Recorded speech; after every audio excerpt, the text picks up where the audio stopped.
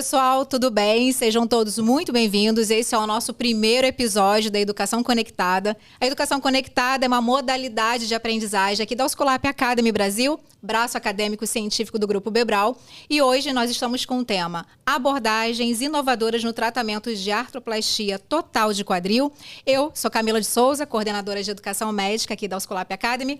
Tenho comigo a nossa querida especialista de produto de ortopedia e implantes, Lulismar Gonçalves, e o nosso especialista querido, Dr. Rafael Calaur, que é speaker. Muito obrigada pela presença. Dr. Rafael Calaur tem formação pela Faculdade de Medicina de Jundiaí, ortopedia e traumatologia no Instituto Jundiaense e especialização em cirurgia de quadril em Dallas, Texas. Dr. Rafael Calaur, seja muito bem-vindo. Estamos muito felizes com a sua presença ilustre. Muito obrigado. Eu queria agradecer a todos pelo convite, ainda mais para estar num lugar tão bonito, com esse cenário aqui atrás. Isso vai marcar meu dia e talvez os próximos anos. E queria agradecer à Academia Oscolap pelo convite, desse importante momento da gente falar de uma das coisas que eu mais gosto, que é a cirurgia do quadril. Queria agradecer a Camila, queria agradecer a Lulismar, o pessoal do Departamento de Marketing, e espero que a gente consiga bater um papo e tirar todas as dúvidas e falar o máximo possível. Maravilha. E pessoal, só para vocês que estão em casa nos acompanhando, hoje a gente quer fazer uma forma acessível da gente abordar temas, né? Que, em comum acordo, entendemos que gera aprendizagem, né, para quem está nos assistindo. E vou começar com as perguntas, mas é um bate-papo. Temos todos aqui para fazer uma troca muito sadia. E deixa aí os comentários depois o que vocês gostaram, que gostaria de saber mais. Quem sabe, Dr. Rafael Calaur volte. Eu espero que ele goste da vista e da nossa companhia na tarde de hoje, né, Lulismar? E então, vamos lá? Dr. Rafael Calaur, a gente tem aqui algumas perguntas e aí te deixo super à vontade para que a gente possa construir como um bate-papo para quem está realmente nos assistindo, conseguir absorver esse conteúdo como se fosse uma aula, mas de um modo muito mais descontraído. Essa é a intenção. Legal. Então, a gente vai começar com o primeiro bloco, né, Lulismar, que é inovações em técnicas cirúrgicas. E aí a primeira pergunta que a gente tem aqui para definir são: quais são as principais diferenças entre as abordagens cirúrgicas menos invasivas, como as técnicas anterior, lateral direta e posterior? E aí queria a sua opinião. Legal. Assim, eu escuto isso diversas vezes, ainda mais nos treinamentos que a gente faz, recebendo os colegas lá em São José dos Campos, essa questão das vias de acessos minimamente invasiva. E eu gosto sempre de citar um momento da minha vida que foi logo no começo da minha carreira, quando eu estava nos Estados Unidos fazendo meu fellow, e eu acompanhava 4 cirurgiões. E cada cirurgião tinha uma preferência de via de acesso. Então tinha um que fazia via posterior, um só fazia via anterior, outro que fazia todas as vias e um que só fazia via anterolateral ou lateral direta. E eu naquele momento eu vinha sempre questionando: a posterior é melhor, a anterolateral é melhor. Então a gente tinha a concepção de que existia grandes diferenças entre as vias de acesso. E eu perguntava isso para eles, perguntava até que um dia um professor me perguntou: por que você pergunta tanto de via de acesso? Eu falei: mas a posterior faz isso, a anterolateral ela é melhor para isso. Ele falou assim: não, via de acesso todas são muito boas, todas têm as suas questões, vai depender muito da habilidade, treinamento e casuística de cada médico, né? Mas falando em si, em relação às minimamente invasivas, o que eu acho importante é você diferenciar sempre o que é um mini acesso, que as pessoas às vezes confundem pequenos cortes com cirurgias menos invasivas. Legal. E uma cirurgia minimamente invasiva. Cirurgia minimamente invasiva, teoricamente, é aquela que vai agredir cada vez menos os tecidos e as estruturas para você realizar um procedimento. Então, hoje a gente vive um momento dentro da cirurgia de quadril, eu acho que muitos colegas vão concordar comigo, essa é uma opinião pessoal, de que a via anterior vem num momento muito forte em termos de exposição, com uma promessa não, eu diria que talvez uma proposta de ser uma via de melhor recuperação, de menos agressão, sim, cortes minimamente invasivos. Sem dúvida, ela apresenta tudo isso, mas em contrapartida, as outras vias de acesso também apresentam qualidades semelhantes. Então, quando a gente vai para a via de acesso posterolateral ou a mini posterior, a gente também tem vias menos agressivas, com poucas lesões teciduais, e você acaba tendo resultados muito semelhantes. O que a gente nota uma tendência é que a via de acesso anterolateral e a lateral tem sido diminuída ao longo dos anos pela questão de você preservar mais a estrutura do mecanismo abdutor, do glúteo médio principalmente. É sabido que o grupo populacional que vai ter a doença da artrose, a faixa etária, principalmente o grupo do sexo feminino, muitos têm, junto com o processo de doença da artrose, tem tendinopatias, lesões dos tecidos dessa região. Alguns pacientes não têm artrose, mas têm afecções dos tendões. Então, a ideia de você possibilitar uma cirurgia com menos agressão tecidual, que você não precisa abordar o glúteo médio ou abrir o glúteo médio, se tornou muito interessante nos dias atuais. Eu sempre gosto de falar isso porque a minha formação eu tive com profissionais de via posterior, mas eu conheço muitos colegas que fazem via anterolateral e eles têm resultados maravilhosos. O resultado clínico de uma prótese, em todas as vias, quando bem realizadas, elas vão chegar num resultado muito próximo. A grande coisa que eu noto hoje, que a mudança da sociedade, se a gente pensar que a cirurgia do quadril ela começou mesmo a ter um grande desenvolvimento na década de 50, 60, a sociedade tinha um perfil, as pessoas tinham um perfil. Exato. Hoje, a gente nota que o paciente que chega no consultório, ele quer recuperação rápida, retorno imediato às suas atividades de trabalho, de lazer. Né? Assim, uma pergunta, muitas pessoas falam assim, alguns nem perguntam sobre o tipo de cirurgia, eles querem saber quando eles podem voltar a trabalhar. Ô doutor, quando é que eu posso voltar para minhas atividades de academia, quando é que eu vou poder viajar e assim por diante. Então essa necessidade que levou talvez uma melhora das vias de acesso, delas serem menos agressivas, menos invasivas. E então é uma demanda da sociedade que busca o médico precisa gerar essa demanda para ir de encontro com a indústria ou com a parte acadêmica para desenvolver isso tudo. Então, resumindo o que eu acredito que toda via de acesso bem empregada, num médico capacitado, vai trazer um resultado muito bom diante de uma prótese de quadril. A tendência da via de acesso anterior e posterior serem as principais vias, talvez nos próximos anos, e a via de acesso anterolateral ou lateral direto ir diminuindo, até porque aqueles que vão reproduzir o conhecimento estão mudando. Então, cada vez mais nós temos cirurgiões que fazem a via de acesso posterior e a via de acesso anterior, e eles que vão dar o conhecimento, eles que vão distribuir o conhecimento. E com isso, gradativamente, eu vejo a diminuição da via anterolateral. Interessante. Tá? Então, assim... E na questão da via de acesso, eu sempre falo assim, cortes grandes não significam que são cirurgias agressivas. Uhum. Então, tem diferentes perfis de paciente, né? O paciente tem faixas etárias, índice de massa corporal. Então, nós temos pacientes com mais obesos e mais magros. Não significa que eu não consigo fazer uma cirurgia menos agressiva num paciente mais obeso. No paciente mais magro, com certeza o corte vai ficar menor. Sim. Por causa que você tem menos camada tecidual, você vai ter que ter uma exposição menor no paciente mais magro. No obeso, você vai ter que fazer uma exposição maior. Se você fizer essa exposição com cuidado e com as técnicas, você agride pouco e a cirurgia não é tão invasiva quanto parece pelo tamanho do corte. Excelente comentário. Eu vou passar para a Lulis, porque Lulis também foi enfermeira, né? Teve muito desse contato no dia a dia, liderando também equipe com ortopedia. Isso que o Dr. Rafael trouxe, o que você acha, Lulis, complementando aí na sua opinião? Eu acho extremamente interessante, porque o acesso anterior ele é uma demanda hoje do mercado, mas ele tem uma curva de aprendizado, e isso é super importante, né? O paciente chega no consultório e fala, doutor, você faz acesso anterior, né? E aí, como a gente tem essa modalidade, que eu acho que você falou super bem, que é a nossa realidade mesmo, de oferecer o melhor acesso, que é o acesso que o cirurgião tem garantia, e não necessariamente um corte tão grande, um corte tão pequeno significa que o paciente vai ter essa cirurgia minimamente invasiva e que ele vai conseguir se recuperar. Quantos tipos de acesso e quantos tipos de abordagem a gente consegue promover para o paciente no dia seguinte? Levantar, caminhar, colocar carga, né? E aí ele tem uma qualidade de vida e uma recuperação muito mais rápida, não necessariamente voltada para o acesso anterior, né?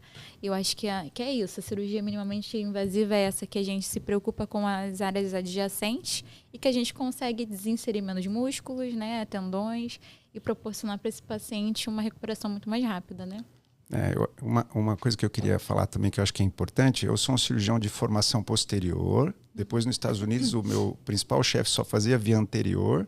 Depois eu vim para o Brasil no momento em que a gente não tinha instrumentais adequados para fazer a via de acesso anterior. E eu acabei indo para uma rotina mais posterior. Nos últimos 5 e 10 anos, a gente tem tido no Brasil todas as condições possíveis para fazer qualquer via de acesso. Sim. E então, eu acho que isso vai ser de acordo com a preferência e treinamento do cirurgião. A via de acesso anterior, ela trouxe algo muito interessante, que eu costumo dizer que ela subiu a régua, né? Ela veio com uma proposta de mostrar que a recuperação e as atividades poderia ser mais rápida, mais intensa, coisas que no passado os cirurgiões tinham um pouco mais de receio de fazer. E isso puxou as outras vias de acesso para o mesmo nível. Então, os protocolos de recuperação, os protocolos de atividade acabaram se igualando.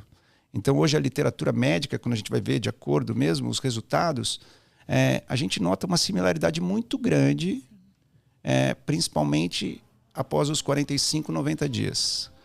E uma coisa que talvez seja importante para a população em si é entender que quando ela busca informação em todos os meios de comunicação e às vezes ela acha que as informações podem direcionar para ela porque é melhor, o mais importante é ela entender o que é melhor para aquele profissional que vai tratá-la. Então, uma via de acesso que aquele médico domina sempre vai ser melhor do que uma via de acesso que pode estar sendo exposta para aquele paciente. Então, busque um profissional muito adequado, veja o treinamento, veja a experiência que ele tem, a quantidade de cirurgias que ele realiza. E se você fizer tudo isso, você pode confiar que, independente da técnica, a artroplastia já é consagradamente um procedimento de excelência. Vai trazer um ótimo resultado. Sim. Muito bom. Bom, e aí a gente vai dando continuidade aqui. E agora, doutor Rafael Calaú, vamos lá. Como a robótica e a navegação assistida estão contribuindo para a maior precisão nas artroplastias de quadril? Quero sua opinião também. Muito legal. Eu adoro esse tema. Eu tive contato com navegação em 2007. Depois eu comecei a navegar em 2009, 2010. E eu usei navegador até uns 5 anos atrás. Então, eu gosto muito da tecnologia. Navegação e robótica, quer queira ou quer não, elas são equipamentos para a gente realizar a cirurgia, né? Elas dependem que alguém maneje aquele equipamento. O mais importante que eu vejo na presença tanto do navegador quanto da robótica é que ela elevou, junto com as tecnologias de imagem, o planejamento pré-operatório. Eu acho que você conseguir detalhar como colocar a prótese, aonde colocar a prótese, que tipo de prótese, de maneira mais eficaz, esse planejamento é o ponto crucial para você usar um equipamento, né? A gente sempre compara isso. No começo da navegação, a gente comparava como você viajava com um mapa na mão, e hoje ninguém viaja mais sem um GPS. Verdade. Isso é fato. E não sei te dizer se isso vai acontecer no futuro, tanto com a navegação e com a robótica, porque isso envolve custo, envolve estrutura. Os trabalhos têm mostrado um resultado interessante, mas ainda não suporta, talvez, como sendo o padrão ouro, o uso de navegador e robótica. Mas como que ele ajuda, principal? Através de um bom planejamento, aquela ferramenta vai te dar precisão de onde colocar o implante, quais as angulações, você consegue controlar os comprimentos do membro para você equalizar se tem um encurtamento daquela doença do quadril. E isso fica sempre a hipótese de que aquilo vai melhorar a função do paciente e a durabilidade daquele implante. Se você pensar que você reestabeleceu toda a mecânica daquela articulação, ela vai funcionar melhor. E se você colocou aquela prótese nas angulações, nas posições, com as tensões musculares perfeitas, ela vai sofrer menos pressão, menos torque, menos atrito e espera-se que ela tenha uma durabilidade maior. Então, são ferramentas de alta tecnologia, de alta precisão, que além de melhorar a sua cirurgia, um outro ponto muito importante é que ela treina o cirurgião.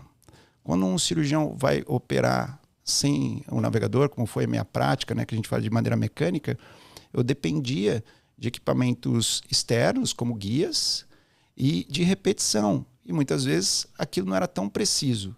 Se você, durante o ato cirúrgico, está sempre sendo controlado para colocar aquela prótese na mesma posição, você vai ganhando memória muscular, memória visual, aquilo vai te treinando, e isso já é comprovadamente uma ferramenta de treinamento médico, né?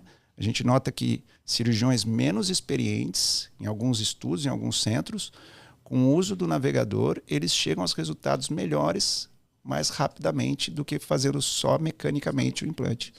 Então, acho que são situações que vão fazer parte. Só não sei te dizer ainda, porque isso envolve custo, logística Sim. e treinamento. Mas eu acho que pode ser que vire uma realidade, sim. Bom, quer comentar, Lulis? Não, acho que é isso, né? A gente tem uma tecnologia que reduz custo com o custo, né, que fica por trás ali, raio-x, então essa questão da precisão, né, ressonância, então todos esses pacotes que são envolvidos dentro de um planejamento cirúrgico, eles são diminuídos com o uso da tecnologia.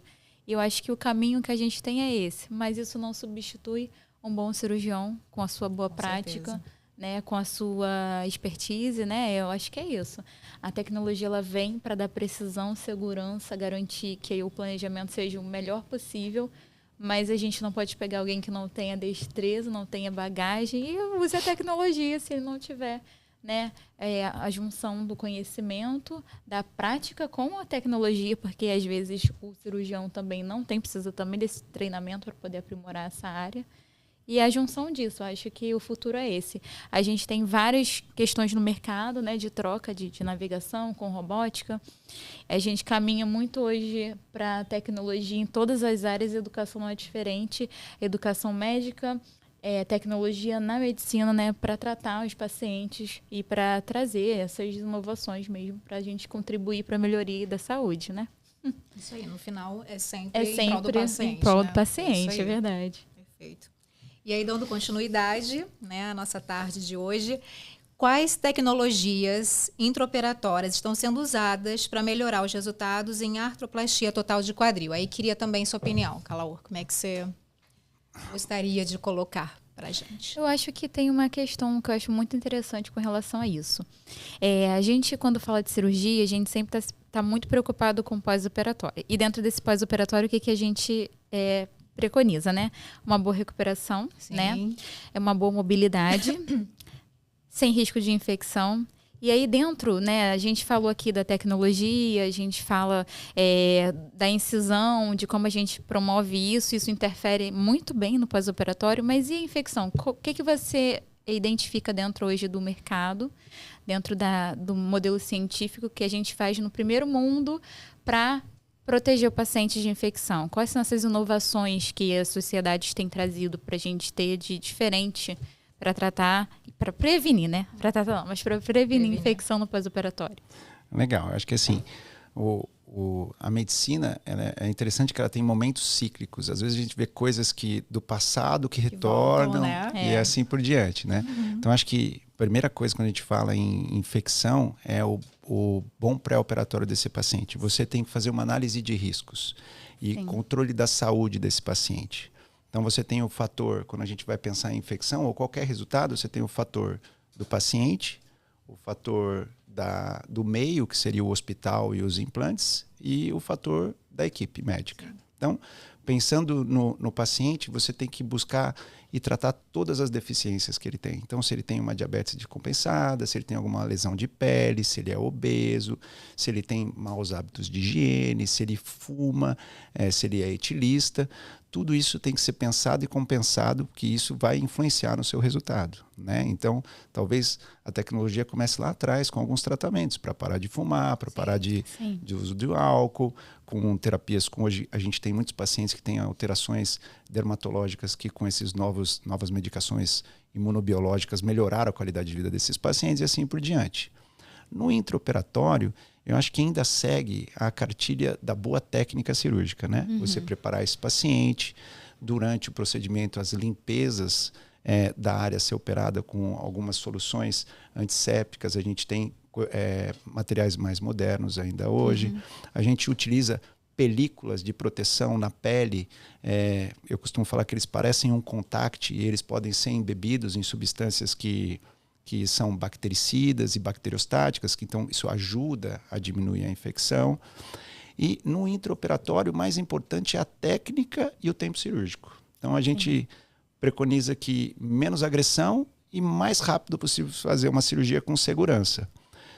No intraoperatório, a anestesia é fundamental, o uso dos antibióticos. Hoje a gente tem um controle com exames para você saber se esse paciente tem maior risco e você consegue manter ele com pressões mais baixas, menos sangramentos, anestesias com medicações que vão causar menos reações para aquele paciente. Tudo isso vai diminuir o risco de infecção. E hoje no mercado volta-se muitas vezes, em alguns casos, você usar no intraoperatório soluções para lavar o sítio cirúrgico, né? Então você tem soluções iodadas, soluções com clorexidina, que passam a ser utilizadas novamente. Isso já existiu no passado e volta agora, mostrando resultados de aprimoramento para diminuição e prevenção da infecção. E, para finalizar, um bom controle pós-operatório com as medicações no horário, com mobilidade precoce e assim por diante. É um combo, né? A gente tem que fazer o pré, o trans e o pós. Exatamente. E vamos chegar em todas essas partes, que a gente tem vários blocos aqui que a gente vai falar sobre cada etapa. E eu acho que, voltando à sua pergunta, que era sobre as tecnologias... As tecnologias intraoperatórias. Bom, se a gente for falar desde a anestesia, a gente pode falar desde as agulhas melhores para você fazer uma boa anestesia, que antigamente os pacientes tinham reações como cefaleias. Sim, já tive essa experiência péssima. O paciente tem que voltar para o hospital, fazer um novo procedimento. Exato. Então, isso era frequente, hoje é muito raro. Hoje a gente tem agulhas finas com diferentes penetrações na região do saco dural ali da medula. E isso é uma tecnologia importantíssima, porque se o seu paciente no outro dia não consegue levantar por causa disso, você já perdeu um tempo precioso para ele. As drogas anestésicas melhoraram muito, então hoje eu consigo fazer cirurgias com o paciente que ele tem um período menor de perda motora, mas um maior período de analgesia. Então ele já começa a mexer rápido a perna para ele deambular, mas ele fica com menos dor no pós-operatório, então isso é muito interessante. As medicações melhoraram em termos de não causar no pós-operatório que o paciente sinta alterações por causa de tanta medicação. Na tecnologia em si do implante, nossa, a gente pode falar de muita coisa, né? Eu acho que o implante, ele desde quando eu comecei a operar, foi melhorias, né? A gente não teve grandes mudanças, a gente teve muita melhoria do que já tinha de conceito.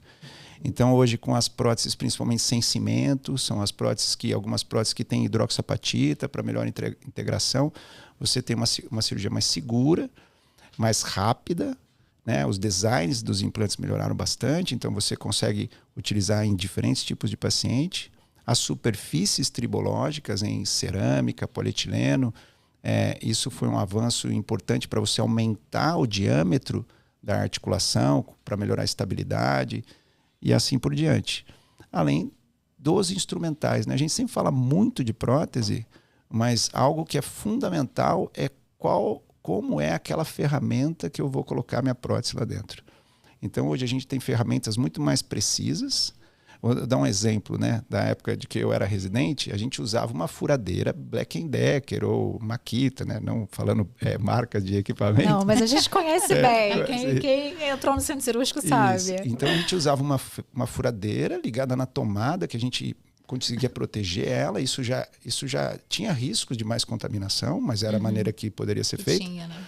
E aquilo tinha alta rotação, esquentava. Isso para o osso não era tão saudável, né? Hoje a gente tem motores, né, que são as serras e furadeiras que a gente chama de motor, que ela é leve, ela tem controle de rotação, ela tem controle de torque. Isso tudo facilitou e tornou muito melhor a nossa cirurgia, né? Você tem menos risco de infecção, contaminação, de fraturas. Quando você está esculpindo, teoricamente, o osso para colocar sua prótese, você consegue fazer com que aquilo fique da maneira mais perfeita possível. Então, são avanços intensos na tecnologia, principalmente dos instrumentais também. A gente tem até uma linha de instrumentais que foi pensada exatamente na pega do cirurgião. É super interessante, porque está todo mundo muito preocupado com a força que é realizada dentro do osso para fazer o procedimento cirúrgico e a força que o cirurgião faz, né? Exato, E o movimento. horas, então, né? A gente tem, hoje em dia, lançamentos de instrumentais que também estão preocupados com essa parte, né? A parte da ergonomia do cirurgião. É super legal. Interessante. Leve, né? Ergonômico, fácil de pegar, fácil de manusear, não é tão pesado. Bem interessante. Esse eu não conheço, mas eu queria conhecer. A gente tem aqui. Muito bom. E como mediadora dessa mesa aqui, né, continuando, a gente está indo para o segundo bloco, nós temos agora a parte dos materiais e design de prótese, que a gente vai entrar um pouquinho mais ainda, né, nessa seara que você domina. Então, doutor Calaú, a gente tem aqui uma pergunta que é assim: quais são os avanços mais recentes em materiais biocompatíveis utilizados em prótese de quadril? Tá, então assim, focando mais no que a gente vê de mais novo agora, que não é novo, mas foi melhorado, são as superfícies de atrito, né? Então, quando a gente fala de prótese, a gente vai ter próteses que podem ter uma tribologia de metal polietileno, de cerâmica polietileno ou cerâmica. Todas essas superfícies são excelentes e elas são determinadas de acordo com o tipo de paciente, tudo isso. O que a gente vê de avanço é sempre em busca do quê? De maior estabilidade e função para aquele quadril e maior durabilidade daquele implante. Então, é uma dúvida frequente no consultório. O paciente fala: doutor, quanto é que dura a minha prótese? Então, um paciente de 40 anos, ele tem medo de colocar uma prótese e ter que trocar. Tem que trocar, né? Então, hoje, o que a gente vê partindo desde o polietileno, que foi o primeiro material que trouxe sucesso, foi o polietileno com metal. Hoje a gente tem os polietilenos que são trabalhados na tecnologia, que eles cruzam suas cadeias, que são os polietilenos crosslink ou high crosslink, que já fazem com que ele tenha uma resistência de atrito e durabilidade maior. E as cabeças metálicas vêm agora num momento em que também com tecnologia elas começaram a ter serem trabalhadas, serem ionizadas. Elas recebem uma película iônica que faça com que ela fique mais polida, e isso também tire o atrito e melhore a durabilidade. Então todas as superfícies vêm sendo melhoradas. Em relação à cerâmica, a gente teve um avanço muito grande em termos dos riscos de quebra dessa cerâmica. Então hoje é uma superfície muito segura, que você consegue usar em pacientes, desde pacientes menores, cabeças maiores, para você ter mais estabilidade com uma excelente durabilidade. Então, a associação tanto de cerâmica com polietileno crosslink acabou levando uma longevidade muito grande dos implantes. E junto com essas tecnologias vêm os outros implantes para situações especiais, como a dupla mobilidade, que são implantes que você associa um conceito onde você tem 2 polos de movimento dentro dessa articulação, que você consegue mais estabilidade ainda para pacientes que têm alterações neurológicas, para pacientes que têm deficiências musculares, em algumas culturas, para pacientes jovens que querem modalidades de esportes mais intensas, né? Então, isso vai abrindo um leque, essas novidades, elas vão abrindo um leque muito grande para um arsenal de pessoas cada vez mais diferente, né? Então, dentro da tecnologia de desgaste tribológico, acho que esses foram os grandes avanços. O polietileno crosslink. Tem mais uma modalidade do polietileno que eu estava esquecendo, que é o polietileno enriquecido com vitamina E, que no começo foi interessante. Eu lembro que quando começou, a gente quando escuta novidade que vem da engenharia, o cirurgião às vezes fica meio cético, né? Ele desconfia um pouco, né? Por causa que é um pouco fora da nossa... da realidade. Mas você pegar um plástico e colocar vitamina E, como se aquilo estivesse diminuindo o radical livre do plástico, e o radical livre do plástico que causa um dos aumentos do desgaste daquele polietileno. todo cirurgião, ainda mais ortopedista, ele é mais turrão mesmo. Fala, vai botar vitamina E no polietileno, não vai dar certo. E aí a literatura vem mostrando resultados fantásticos com essa modalidade. Muito legal. Né? E se a gente for falar um pouco do implante em si, né? Eu sou um cirurgião que não cimento, eu uso muita prótese não cimentada, por opção de escola mesmo, pessoal, como foi minha formação, mas a gente vê hoje que melhorou-se a usinagem desses implantes, o design desses implantes, a cobertura deles, então a osteointegração, a segurança, tudo isso melhorou muito o resultado do processo mesmo. Eu acho interessante com relação a isso que no final das contas está todo mundo sempre preocupado com o resultado final, que Exato. trazer um implante durável, né? Que tenha características de oxidação pequenas, desgaste pequeno, que garanta para o paciente uma boa cinemática, ele consiga fazer tudo que ele precisa fazer, né, dentro da articulação e não ter limitação de movimento, garantir qualidade de vida para ele. E sempre pensando na questão fisiológica. Cada vez mais está todo mundo preocupado em dentro do mercado, em criar implantes em que a gente tenha fisiologia mais parecida com a natural, durabilidade, né? E qualidade nisso, né? Garantindo para o paciente uma qualidade de vida. A gente quer que ele tenha um implante que dure muitos anos e que ele não precise reabordar. Sim. Que é uma coisa que vem se modificando mesmo ao longo do tempo, né? Antigamente a gente tinha... Dificilmente você via pacientes tão jovens colocando, e aí a gente tem uma mudança aí, né, de mercado, dentro da qualidade de vida. As pessoas hoje praticam mais esportes, né, de impacto, né, que antigamente não tínhamos isso, e aí cada vez temos pessoas mais jovens, né, dentro sendo candidatos, né, para colocar uma prótese definitiva, e aí você tem essa preocupação. Então eu acho que isso são os 3 pilares, né? Durabilidade, garantir a fisiologia, né, o mais parecido possível, como se ele não tivesse nenhum implante, e durabilidade, né? Acho que é isso. Eu acho que você falou melhor impossível, Luiz. Mas eu acho que assim, não acho que é hoje que isso está acontecendo. No começo da minha formação, quando chegava um paciente de 50 anos, eu vi o meu chefe falar assim, não, você volta aqui depois dos 65 anos. Eu acho que a gente não tinha condições ideais. Sim. Então, você colocar um implante no passado, há 25, 30 anos atrás no Brasil, às vezes você não tinha esse set todo de implante com determinada qualidade que a gente tem hoje. E você colocar um implante que talvez você fizesse uma previsão de 10 anos de durabilidade, um paciente novo fazer uma troca depois de 10 anos, existe uma dificuldade ainda maior com o material de troca de prótese. Sim. Hoje, você tem absolutamente tudo que tem de melhor no mundo, no Brasil, e você tem hoje todo o set para trocar uma prótese. Hoje eu vou fazer cirurgia e eu olho para os meus chefes ou alguns professores e eu fico, como é que eles faziam essa cirurgia há 25 anos atrás? E isso é uma das coisas que a gente fala do talento brasileiro mesmo, dos médicos, dos meus professores, que eles tinham que buscar alternativas e uma demanda até para levar para a indústria. Eu não tenho, eu preciso disso. Ou para quem fosse dar assistência.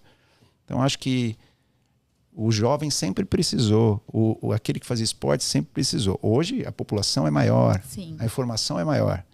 É bem interessante. Eu tenho a vozinha que só quer andar na casa dela e eu tenho o rapaz de 45 anos do clube que gosta de jogar bola quarta e sábado. E ele quer jogar bola. Quer continuar fazendo isso. E como é que você vai dar essa qualidade de vida, que eu acho que é a palavra principal aí, a qualidade de vida de cada um. Jogar bola, crossfit... Falam que balé, os ortopedistas amam os crossfiteiros. É isso, doutor Rafael? A gente teve um caso de um paciente que queria continuar fazendo balé. Olha, mas... Com uma prótese, né? Mas assim, ó, como garantir isso para ele, né? Eu acho que tudo é possível com bom senso, né? Sim. O crossfit, assim, eu tenho um monte de paciente, até de amigos que faz crossfit. Mas o crossfit é uma modalidade muito legal e muito boa. Mas dentro de toda modalidade tem aquele indivíduo que ele quer ir para um lado que pode ser mais perigoso, né? Então é aquele que vai puxar mais peso, vai fazer atividades mais intensas, tanto na musculação quanto no crossfit. Então, Hoje eu posso dizer que eu tenho de tudo na minha prática. Então eu tenho maratonista, eu tenho gente que pedala 150 quilômetros, beach tênis, eu tenho colegas pessoais que operaram que, eu vou poder jogar beach tênis? Vai poder jogar beach tênis, mas com parcimônia, né? Tomar os seus devidos cuidados. Então, vamos lá, e dando continuidade. E aí eu tenho aqui uma pergunta, né? Quando o cirurgião seria indicado, né, escolher, e aí é na sua opinião, um design modular e um monobloco para a prótese? Legal. Essa pergunta é muito legal, porque a modularidade veio para ajudar o cirurgião a resolver problemas e situações especiais, né? Então, as próteses modulares, elas não são próteses de rotina, tanto nas primárias quanto nas revisões. A modularidade, ela apresentou alguns problemas no seu decorrer do desenvolvimento, porque você tinha mais uma área de conflito e de transmissão ali entre os módulos, que nós tivemos quebras, atroniose e assim por diante, mas assim, ao longo dos anos isso foi muito melhorado, né? Então, a modularidade, principalmente nas próteses primárias, eu acho que ela é muito interessante quando você vai tentar corrigir deformidades congênitas ou patologias da infância ou algumas patologias adquiridas, onde o implante não vai atingir a angulação necessária para você ter uma boa estabilidade e função, tá? Então, nas primárias, é uma questão muito mais de exceção hoje em dia, ao meu ver, tá? Já nas revisões, eu acho que a modularidade veio para ajudar demais, principalmente quando você tem cirurgias complexas com deformidades e perdas ósseas, porque o médico tem uma maior variabilidade de tanto a colocação quanto a orientação dos implantes, tá? Então, para revisões complexas, a modularidade te facilita o procedimento. Não vejo, na minha opinião, grandes diferenças clínicas no resultado de uma haste monobloco de uma modular. Então, nas revisões mais fáceis, com menos perda óssea, menos deformidade, onde você consegue um apoio melhor, as hastes monoblocos às vezes são até mais rápidas e mais fáceis de realizar durante o procedimento de uma troca de prótese.